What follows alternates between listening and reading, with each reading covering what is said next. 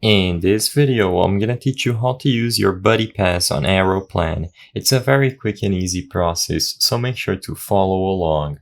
If you have a buddy pass, you will be able to use it for eligible flights. You can find more information on eligible flights for buddy pass over here at the Air Canada website by looking for buddy pass at the search bar at the top of the screen.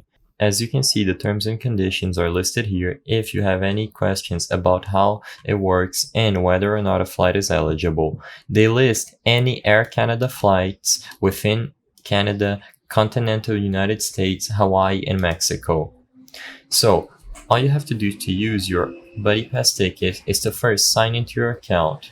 After you are signed in, you will be able to go to your profile page and select the Benefits tab. In the Benefits tab, you should see all of your available Buddy Passes listed there. Select Buddy Pass and you will have the Redeem button at the bottom of the page.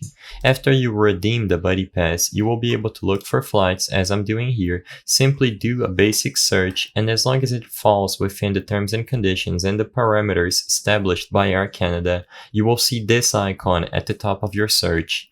Simply apply the Buddy Pass, and when you go to the checkout, you will be able to see the price discounted after applying the Buddy Pass.